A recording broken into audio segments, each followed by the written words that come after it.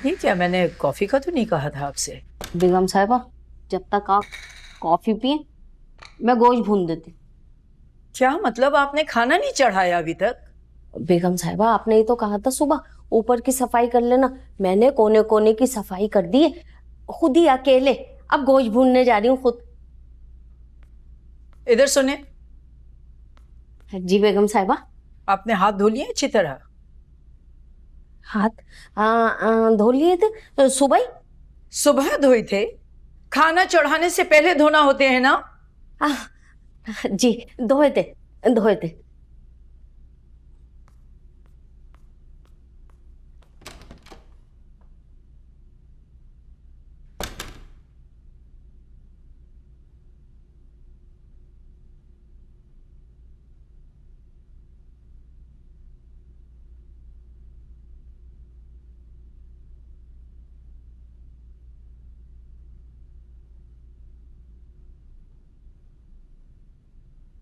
खा ही नहीं रहे।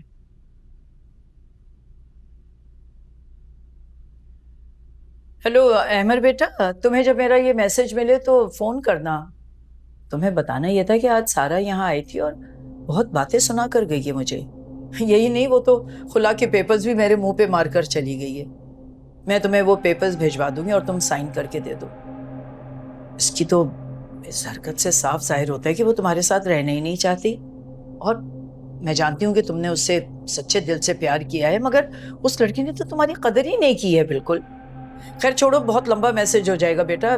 बस तुम्हें मेरा ये वॉइस नोट मिले तो मुझसे राब्ता करना। और ये जो जबरदस्ती का रिश्ता है ना, इसे खत्म होना होगा। ओके, खुदा हाफिज, बाय।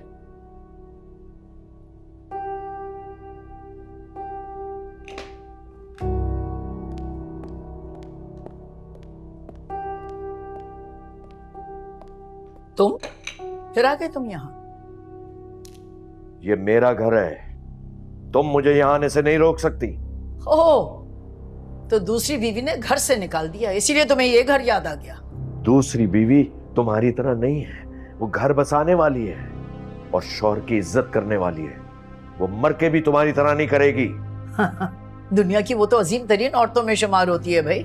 सॉरी, उनकी शान में मैंने गुस्ताखी कर दी। खैर ये बताओ, तुम्हारा आना कैसे हुआ? तुम्हारे बेटे अहमर ने जो हरकत की है उसकी वजह जानने आया हूं। कैसी हरकत? अच्छा, यानी तुम्हें कुछ पता ही नहीं है। और मैं अच्छी तरह जानता हूं ये सब कुछ तुम्हारे कहने की वजह से हुआ है, तुम्हारी अना की वजह से हुआ है। क्या सोच के उसने सारा को तलाक दी है? हाँ, उसे पता है कि हमारे खानदान में ये सब कुछ नहीं होता। अगर वो इतने ही फर्मा बरदार होता तो सारा से कभी शादी ही ना करता।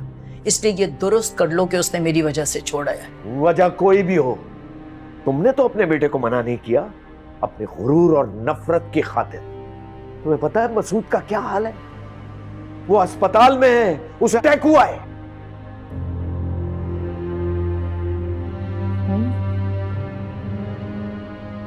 हॉस्पिटल चले गए? सियाने ठीक तो कहते हैं, बेटी का दर्द सीधा दिल पे जाके लगता है।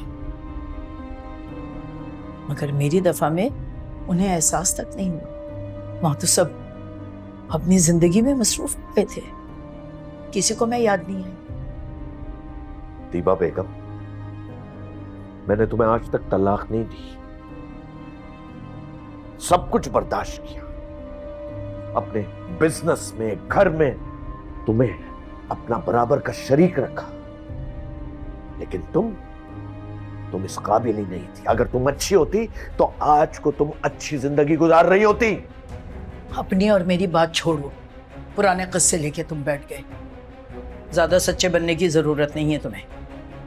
मेरी बात गौर से सुन लो, अच्छी तरह अहमर को समझा दो कि ये बेवकूफी ना करे। वो अगर वो नहीं माना तो मैं उसे आग करने में थोड़ी सी देर भी नहीं लगाऊंगा।